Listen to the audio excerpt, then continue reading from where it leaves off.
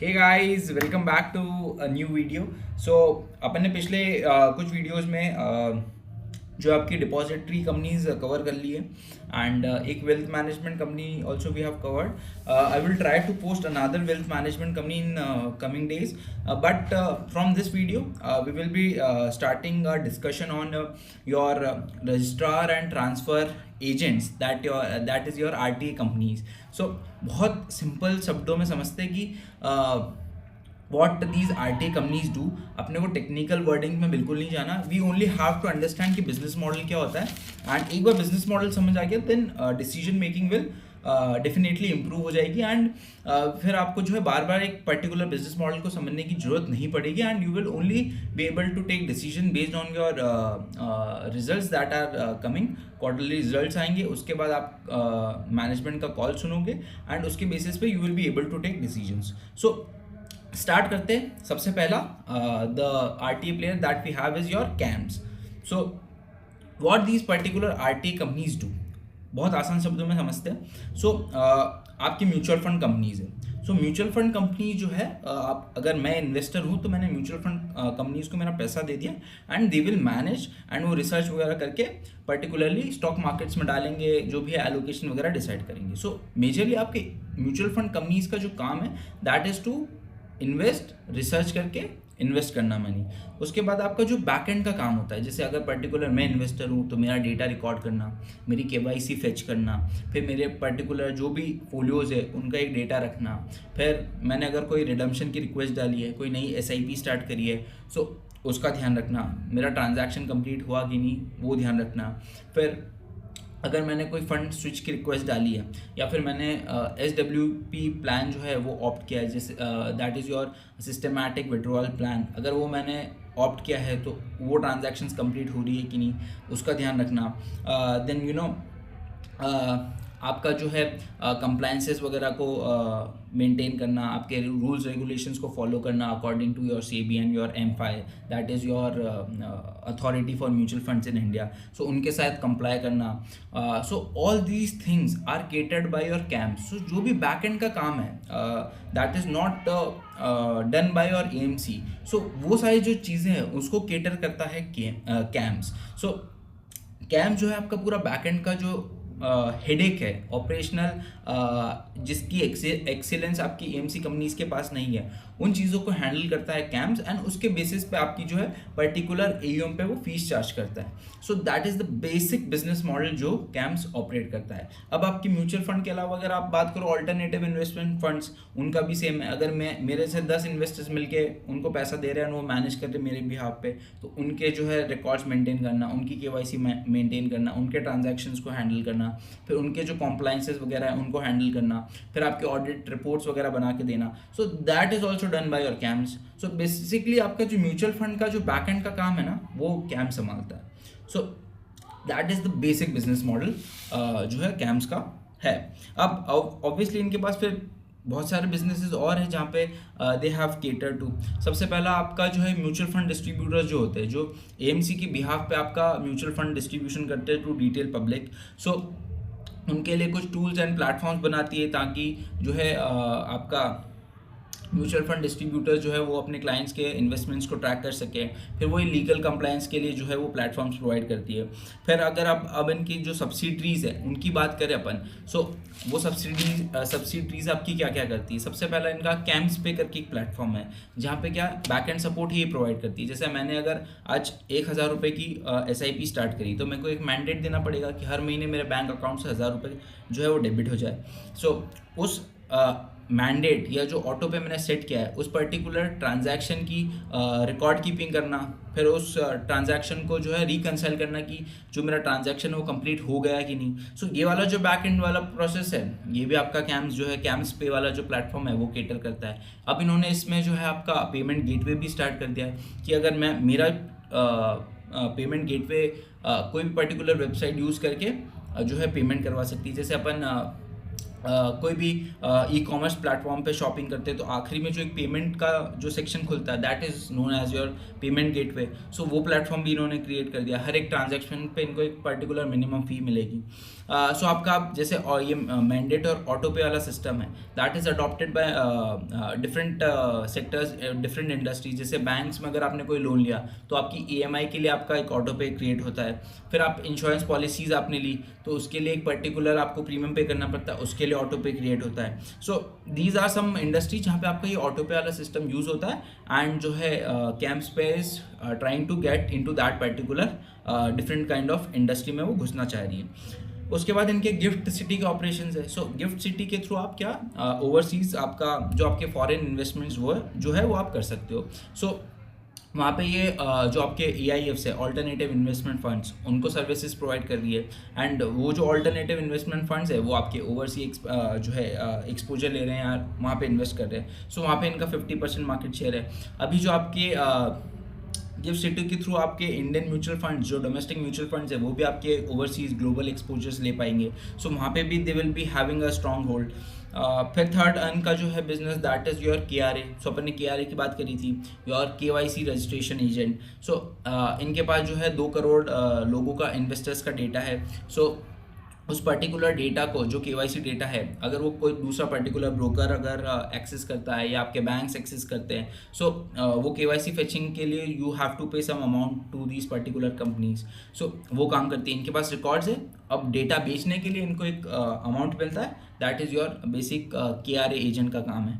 फिर इनके पास एक रिपोजिटरी के सर्विस भी है, जो आपके NSDL और CDSL के पास भी था, कि अब जो है आपका जो इंश्योरेंस पॉलिसीज़ है वो भी डिजिटाइज हो रही है, वो भी डिजिटली स्टोर हो रही है। So they have that business also. So इनके पास करंटली 1.3 करोड़ पॉलिसीज़ जो है वो आपके डिजिटल फॉर्म में जो है वो स्टोर्ड है।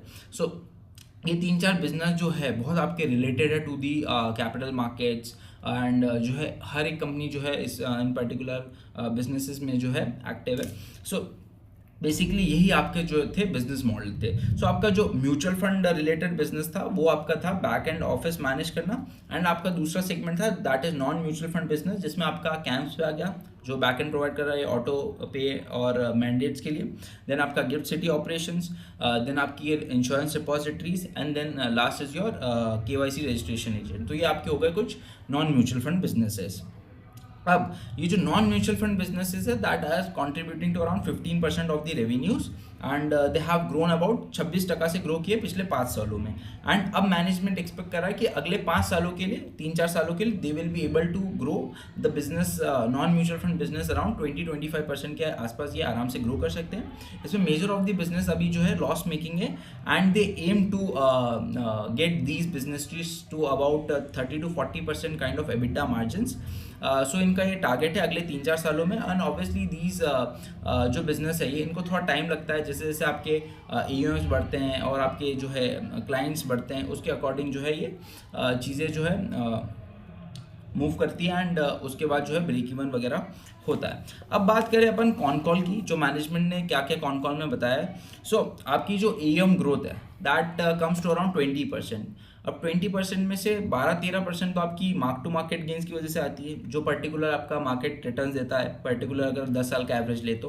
एंड 7-8% आपकी जो ग्रोथ आती है that comes from your volume growth. So अगर आपका जैसे बिजनेस इनका मेजरली आपका 60-70% of the business is coming from your mutual fund. So आपका जो म्यूचुअल फंड AUM है उस पर आपका जो है रेवेन्यू डिपेंड करता है। सो जैसे जैसे आपका जो AUM बढ़ेगा वैसे वैसे आपके रेवेन्यूज़ बढ़ेंगे। सो 20% से ओवरऑल आपका जो है AUM हर साल ग्रो करता है। इस साल भी जो है रेवेन्यू आपका AUM has grown by around 18%। And इनका भी AUM जो अंडर मैनेजमेंट है that has grown by around 18%। अगर बात करें इनका म्यूचुअल फंड डिवीजन का जो market share that is currently eight 68%। So entire आपका जो 82 लाख करोड़ का जो म्यूचुअल फंड का एसेट है उसमें से 55 लाख करोड़ का जो फंड है that is under management of your कैम। So they currently have a 68% का market share in the market. अब बात करते हैं इनके जो क्लाइंट्स है that are majorly your big names like ICICI Prudential, Parag Parikh flexi cap, then your HDFC, Anand Rathi, Carnelian asset आपके AIFs में। सो ये आपके मेजरली जो है क्लाइंटेल है। एंड इनका जो बेसिक जो क्लाइंटेल है that is your superior customer, your large fund houses. So that is on your client. So 6 AMC clients इन्होंने अभी रिसेंटली जो है ऐड किए इस साल, एंड 4 जो है अगले साल के लिए इन्होंने ऑलरेडी साइन कर लिए, एंड अगले साल के लिए they are planning to have around 5-6 AMC की क्लाइंट्स और जो है they will be adding, and their client जो है ना इनके पास बड़े म्यूचुअल फंड्स है। सो बड़े लार्ज म्यूचुअल फंड्स अगर इनके पास प्लेटफॉर्म पे आते हैं, सो ऑब्वियसली जो आपकी एएम की ग्रोथ होती है वो थोड़ी सी फास्ट होती है।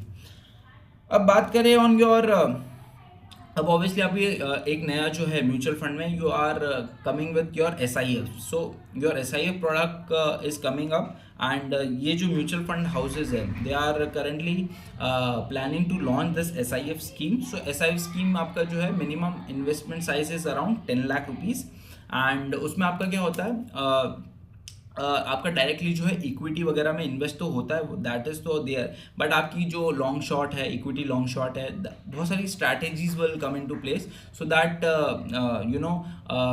फंड्स कैन ग्रो एग्रेसिव जब आपका बुल मार्केट हो रहा है, एंड जब आपका बेयर मार्केट है तो they can have your hedging strategies वगैरह वो लगा सकते हैं। सो बहुत सारी जो है ऑप्शंस एंड एफएनओ के थ्रू जो है वो स्ट्रैटेजीज अप्लाई कर पाएंगे।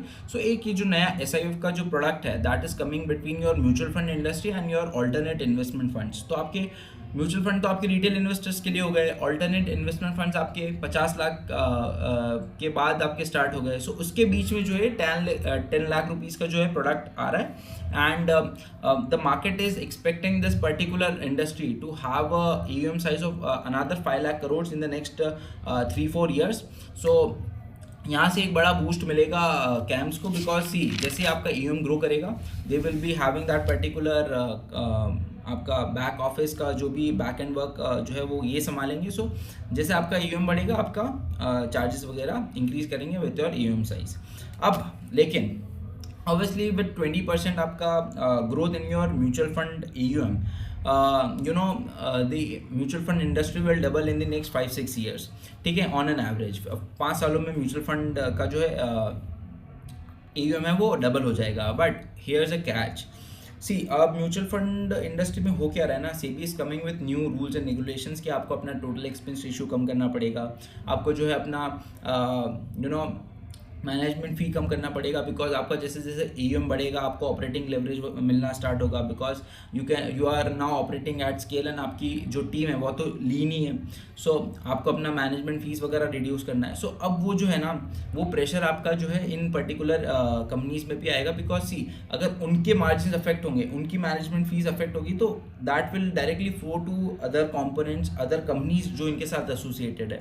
सो उसकी वजह से आपकी इन पर्टिकुलर कंपनीज पे भी एक अफेक्ट आएगा। एंड होता क्या है ना, कैम्स के लिए मुझे एक ही ड्रॉबैक लगता है कि विथ AUM इंक्रीज इनके जो यील्ड्स है वो इंक्रीज नहीं करते, या फिर विथ आपके AUM इंक्रीज आपका रेवेन्यूज पर्टिकुलर पेस से जो है ना वो ग्रो नहीं करता, बिकॉज जैसे जैसे AUM बढ़ता है ना आपकी yields start coming down, because renegotiations होते हैं, एंड इन पर्टिकुलर जो कंपनीज है इनसे वो जो है यील्ड जो है वो चले जाते हैं। सो पिछले साल दे वर एट अराउंड 3-4%, सो अब वो जो है 3.3% के आसपास आ चुके हैं। सो ऑब्वियसली इनकी यील्ड्स जो है विद AUM साइज वो नीचे आती रहेगी, ये मैनेजमेंट ने क्लियरली स्टेट कर दिया in your con call, and that is a bit drawback, because see आपका एब्सोल्यूट नंबर्स में तो ऑब्वियसली द प्रॉफिटेबिलिटी एंड आपके रेवेन्यूज ग्रो करेंगे, बिकॉज जो आपका AUM है that is growing at a good pace, and आपका जो यील्ड्स है that are coming at a very slow pace according to your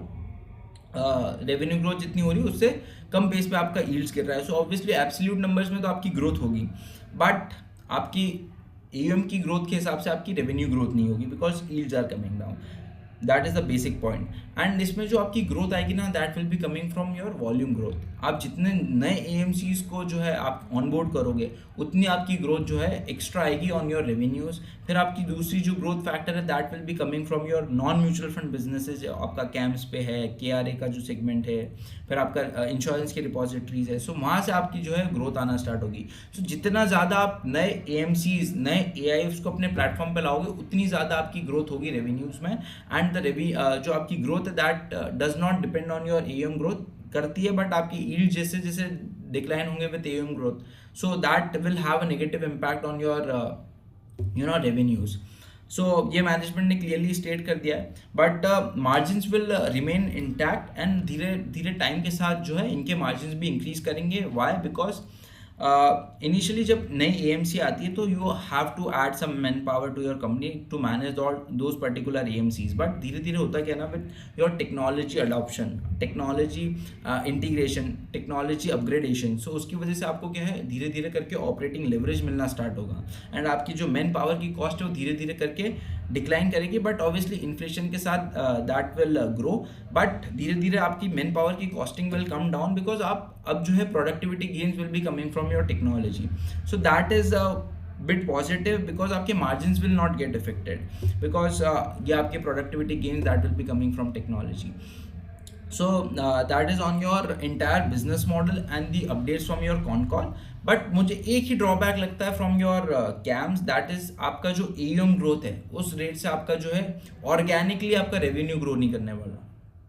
अगर 20% से आपका रेवेन्यू बढ़ रहा है, अगर मेरी यील्ड 4% है और अगर मैं 1 लाख करोड़ पे 4% जो है अर्न कर रहा था, सो मेरा कुछ 4,000 करोड़ का जो है मेरा रेवेन्यू होता, अब वो AUM जो है बढ़ के 1,20,000 करोड़ का हो गया और अगर उस पर ही मैं 4% अर्न करता तो ऑब्वियसली मेरी growth in the revenues will also would be around 20%। But अब क्या हो रहा है, अगर जैसे ही मेरा 1 लाख करोड़ से मेरा AUM 1,20,000 करोड़ हो रहा है तो मेरी यील्ड 4% से जो है वो 3.9 3.8% के आसपास फॉल कर रही है। सो जो रेवेन्यू में ग्रोथ आनी चाहिए थी with growth in AUM, that is not coming and that is a bit negative for the businesses like CAMS. So या that is the issue and obviously अब जब आपका रेगुलेटर इज कमिंग कि आप अपना टोटल एक्सपेंस रेशियो वगैरह कम करो, सो that is also a problem and let see क्या होता है बिकॉज मैनेजमेंट ने क्लियरली स्टेट किया है बिकॉज आपका जो टोटल एक्सपेंस रेशियो जो है वो रिड्यूस होगा by the large mutual fund AMCs, so they will not have a huge impact on them, but marginal impact they will be facing, but obviously high margin business है, 30-40% की EBITDA margins पे काम कर रही है, so not an issue, but इनका majorly जो business का जो ग्रोथ आता है ना दैट कम्स व्हेन आपका जो है बुल मार्केट स्टार्ट होता है बिकॉज तब आपकी नई SIPs वगैरह स्टार्ट हो जाती है, सभी लोग एग्रेसिव हो जाते हैं, नई AMCs आना स्टार्ट कर जाती है, so that is the time जब अपन जो है इन जो आपके RTA एजेंट्स वगैरह है इनमें जो है पैसा बना सकते हैं बिकॉज सी अब अगर आपका AUM धीरे धीरे करके बढ़ भी रहा है तो भी मेरी रेवेन्यू में ग्रोथ तो आ नहीं रही है उसके हिसाब से। सो इट्स बेस्ट कि अपन जो है बुल मार्केट में जो है जो प्राइस अप्रिशिएशन है उसका बेनिफिट ले एंड सो या that is the entire business model of CAMS, the business model of RTA। तो सो बेसिकली RTA का बिजनेस मॉडल ये है कि आप back end of your mutual fund houses को मैनेज कर रहे हो एंड या if you have any doubt on the business model of CAMS please feel free to reach and मैं पूरा कोशिश करूँगा कि I am able to solve your doubts. अभी at this point of time जो है आपका कैम्स जो है थोड़ा सा मुझे एक्सपेंसिव लगता है, so currently it's trading around you know PE of 1 second, so अभी कैम्स जो है that is trading around PE of 35 and अगर मैं बात करूँ इसकी ऑन एन एवरेज PE की तो दैट कम्स अराउंड 45, तो आपके मीडियन एवरेज PE से जो है वो नीचे ही चल रहा है at the valuations of 35 PE and it's one of the lowest PE जहाँ पे इसने ट्रेड किया है। So it's a good valuation to have CAMS in our portfolio, but थोड़ा सा डिप में और अगर मिलता है so it can be a good bet and आपका ऑब्वियसली जब आपके बुल मार्केट स्टार्ट होते हैं, जब नई नई SIP स्टार्ट होती है, सो आपका एक वॉल्यूम ग्रोथ आता है ना, उसकी वजह से आपकी हर एक companies that is your that are related to your capital markets will definitely gain lot of market share and obviously सबकी वॉल्यूम ग्रोथ होने लग जाती है, ट्रांजैक्शन ग्रोथ होने लग जाती है एंड जितना आपका इन्वेस्टर्स इंक्रीज करेगा उतना ज़्यादा जो है the companies will able to charge. So next companies that is there in your RTA business is your KFin technologies.